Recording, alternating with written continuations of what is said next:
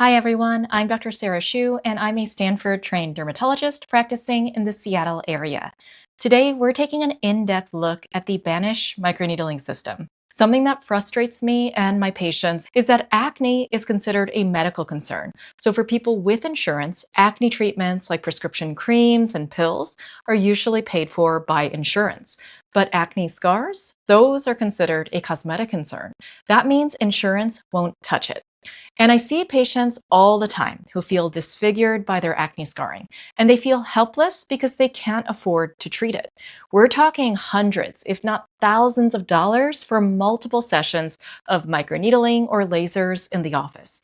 So when people try to make more affordable at-home treatment options, I understand where they're coming from. If you've visited my channel before, you might have seen my review for the Cure microneedling system. In that video, I shared my honest opinions about the good and the bad about that system.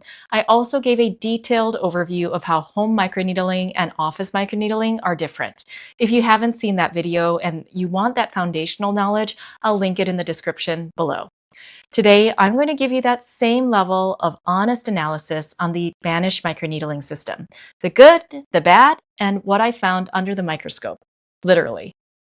So let's start off with my first impressions on the Banisher. Right off the bat, this device is significantly more ergonomic and easier to use than smaller microneedling systems like Cure or Ceranova. The Banisher has a long handle, whereas the Cure has a small, chubby treatment chamber to hold.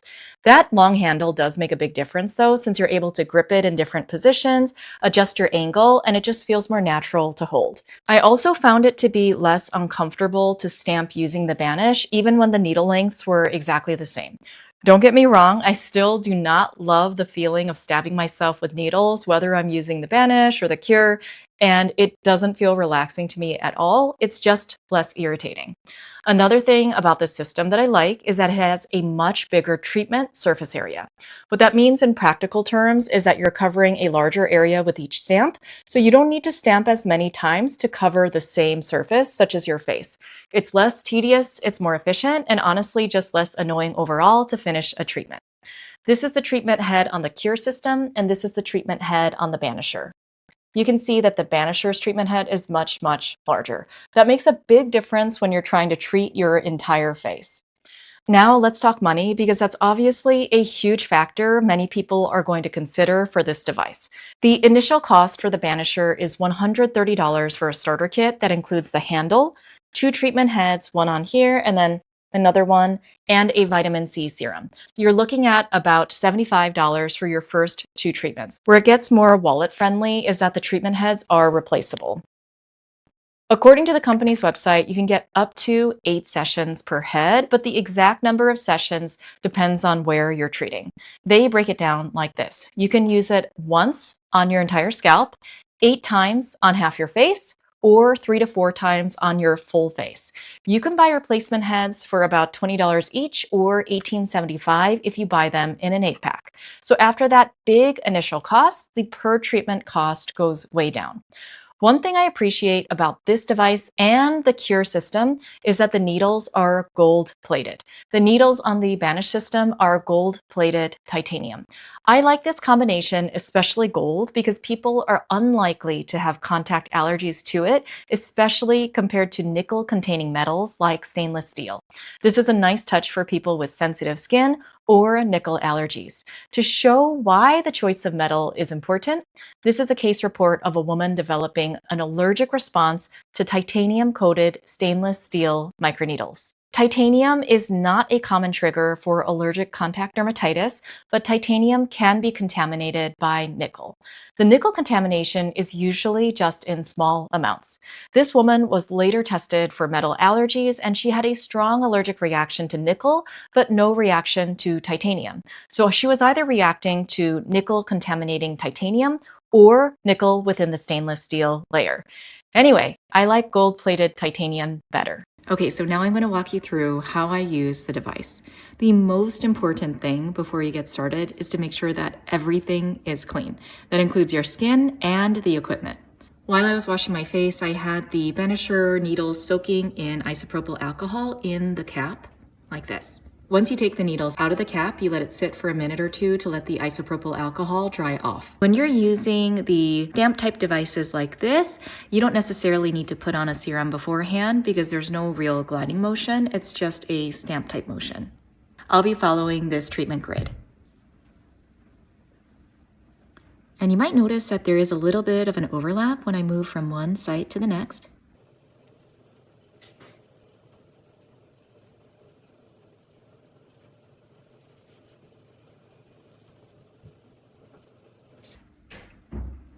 Okay, so that is my first pass on this upper cheek area, and I'm going to do that all over again. To get a little bit more variation in coverage, I am turning the needle head a tiny bit, kind of like this, like tiny bits with each stamp. And that was pass 2, and now I'm on my third and final pass.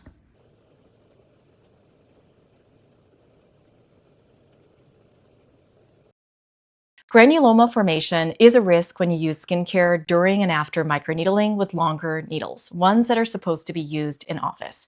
0.5 millimeter home microneedles are too short to penetrate the dermis or deeper layer of skin.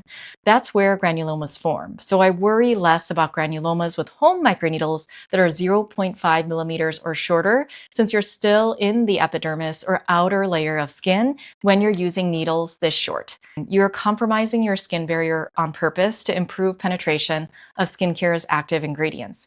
The side effect of this is that you're improving the penetration of inactive ingredients and irritants too. To minimize irritation, I avoid ingredients like retinoids and AHAs, including glycolic acid, after I microneedle for at least 24 hours. For people with sensitive skin, you may also need to avoid vitamin C containing products, but your mileage may vary on this one. Banish's starter kit comes with a free vitamin C serum that contains these ingredients. I have seen influencer videos showing people applying the serum immediately after microneedling. You may or may not be able to tolerate it. Just like with the Cure microinfusion system, Banish's vitamin C serum contains rose extract and rose absolute. These contain potential contact allergens like geraniol and linalool.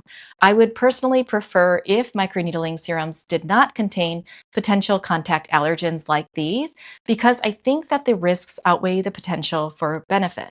Now we're getting to the part that I think is really interesting, at least for me as a dermatology nerd.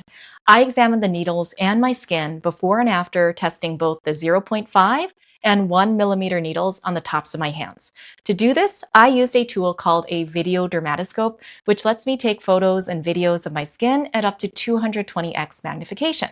This is similar to the in-office dermatoscope I use to look at potential skin cancers in the clinic. Take a look at my skin after I used the 0.5 millimeter needles. First, this is what you see with the naked eye. Next, this is an up-close view showing little tears in the skin's surface.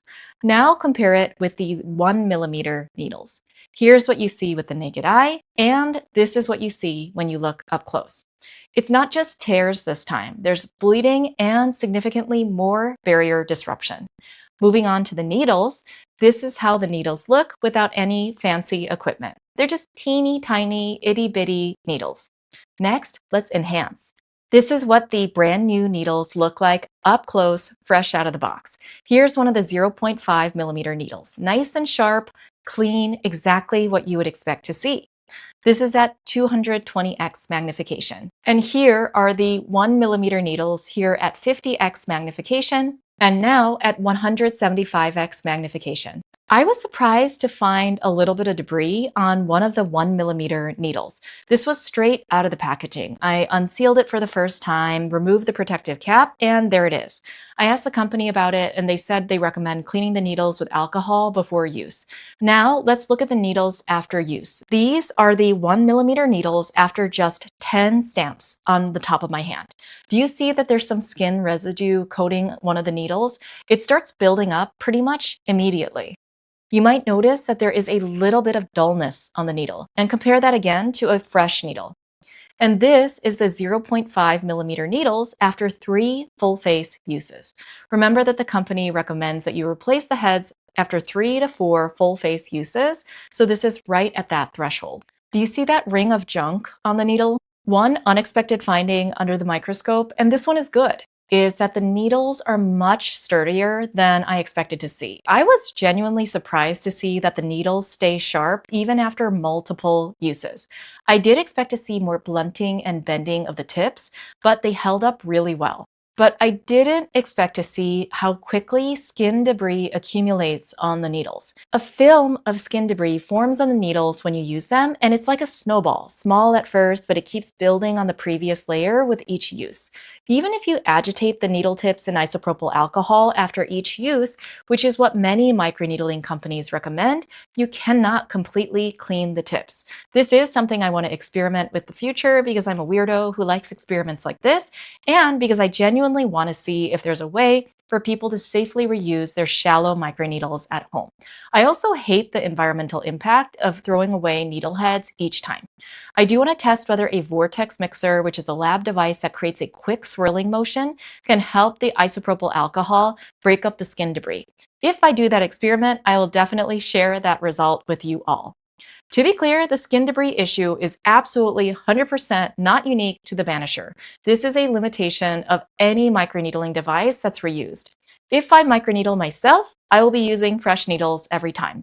I understand that not everyone can afford this. This is just my personal preference from what I know and what I've seen, including under the microscope. You can buy 1mm microneedles through Banish, just like you can easily find 1mm or even 2 or 3mm needles on plenty of other websites. According to Banish, their manufacturer is FDA approved and provides devices for professional and specialist offices. But even if the device is made in an FDA approved facility, I still worry about the potential for people hurting themselves with longer needles because they haven't been trained properly to use them. With longer needles, I worry about infection because the deeper you go, the greater the risk is, especially when you're reusing needles that can't properly be cleaned at home. Secondly, there's the risk for granulomas. These are inflammatory bumps that can form when you use topicals that aren't supposed to penetrate that deeply into your skin. When you use deeper needles with the wrong products, you can accidentally cause this problem, and it is hard to fix. In my last video, I shared a case series of a few women who developed granulomas, also fevers, and joint pain after a vitamin C serum was applied after microneedling treatment at a Medi-spa. Here is another case report of a woman developing granulomas with microneedling and vitamin C. Third, there is the risk of allergic sensitization. You're introducing substances more deeply into the skin where they can trigger immune responses. And fourth, this one really concerns me. There's the risk of bloodborne pathogen transmission. I hope people aren't sharing needles, but deeper needles draw blood, and if needles were shared, they could theoretically transmit bloodborne infection. So how does a Banisher compare to the cure system I reviewed previously? Let's start with the pros for the cure. You get new needle heads for each treatment, no reusing, no concerns about incomplete cleaning. And it comes with a serum specifically formulated to use with the device. Now, I should mention that Banish's starter kit also comes with a free vitamin C serum, but the replacement heads don't include serum.